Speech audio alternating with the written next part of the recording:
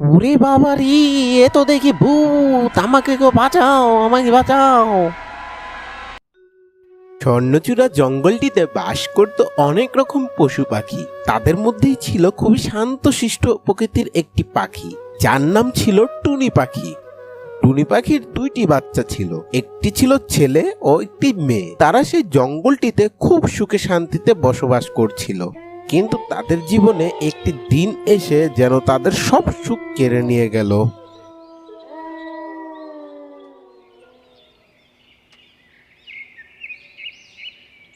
বাচ্চারা, তোমরা ঘরে থাকো, আমি তোমাদের জন্য খাবার আনতে যাচ্ছি। মা, তুমি আজকে বাহিরে যেও না, আমার যেন কেমন কেমন লাগছে।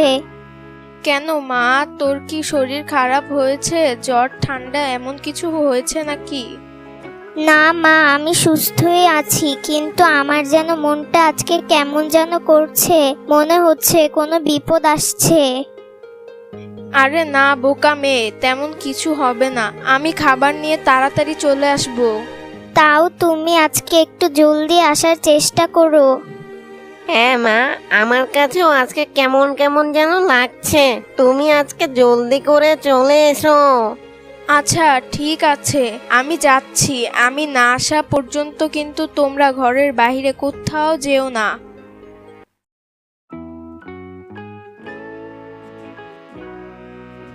বাহ, এই জায়গায় এত ভালো ভালো খাবার, তাও একসাথে। যাক, এগুলো নিয়ে তাড়াতাড়ি বাসায় ফিরতে পারবো। যাক, ভালোই হলো। আরে আরে, কে কে আমার উপর জাল ফেললো কে?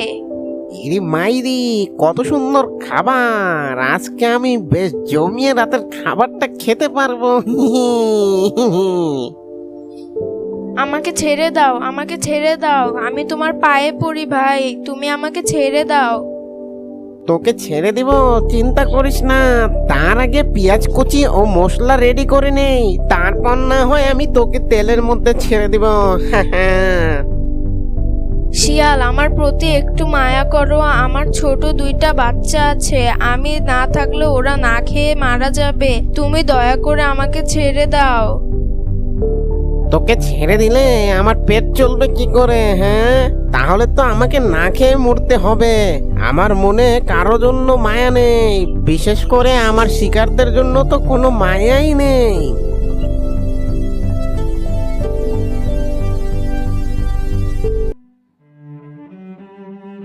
আপু, রাতও হয়ে গেল, কিন্তু মা তো এখনো আসলো না।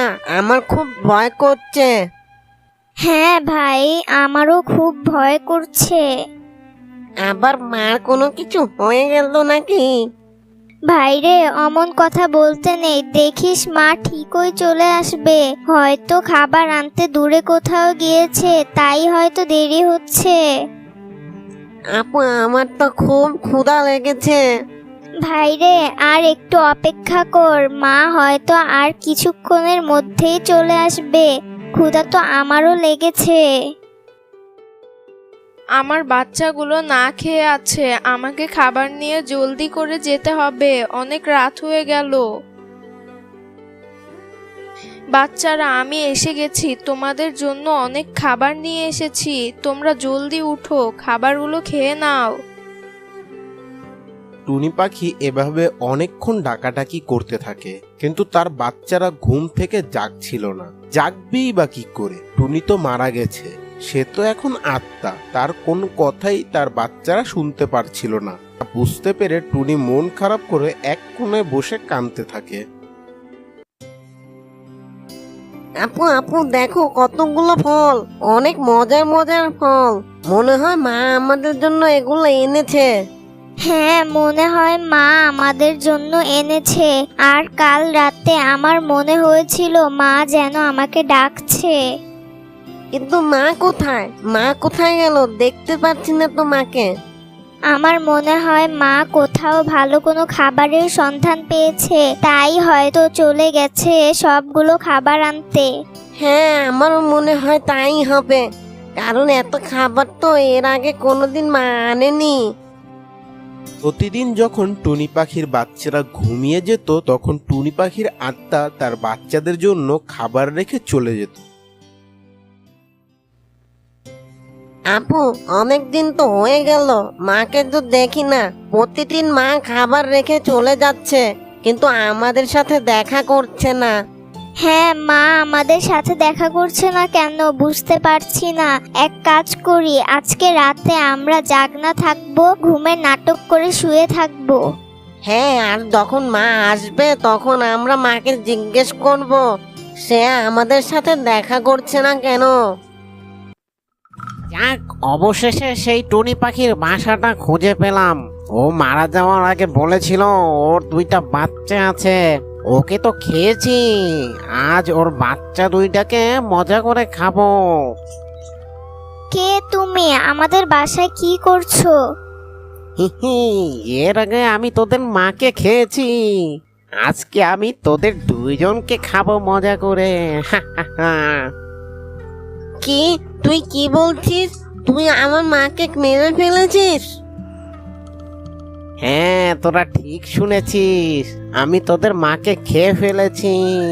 সেই কবেই তো আমি খেয়ে ফেলেছি, তোরা জানিস না এখনো।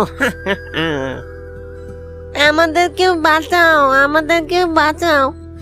খবরদার, আর এক পাও সামনে বাড়াবি না, নাইলে আমি তোর ঘাড় মুটকে দিব। ইরি বাবা, ইরি মাইরি, আমি তো সেই কবে তোকে মেরে ফেলেছি, তুই আবার এলি কোথা থেকে? শিয়াল, তুই আমাকে মেরেছিস। ওরে বাবা রে, এ তো দেখি ভূত, আমাকে কেউ বাঁচাও, আমাকে বাঁচাও। তুই আমাকে মেরেছিস, আমি তোকে কিচ্ছু করিনি, কিন্তু তুই আমার বাচ্চাদের দিকে নজর দিয়েছিস, আমি তোকে ছাড়বো না। টুনি পাখি, তুমি আমাকে মেরো না, দয়া করে তুমি আমাকে মেরো না, তুমি আমাকে ছেড়ে দাও, আমি তোমার বাচ্চাদেরকে কিছু করব না। আমিও তোর কাছে এইভাবে হাত জোর করে মাফ চেয়েছিলাম, কিন্তু তুই সেদিন আমার কথা শুনিসনি, আমিও তোকে ছাড়বো না।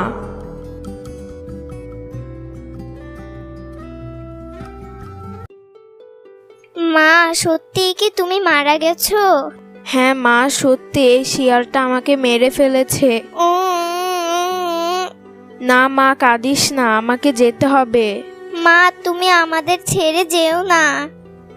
মা, তুমি আমাদেরকে ছেড়ে যেও না, তুমি আমাদের সাথে থেকো। তুমি না থাকলে আমরা চলবো কি করে? না বাবা, তোমরা এখন বড় হয়েছো আর আমার বদলাও নেওয়া শেষ, আমাকে এখন হাসি মুখে বিদায় দাও।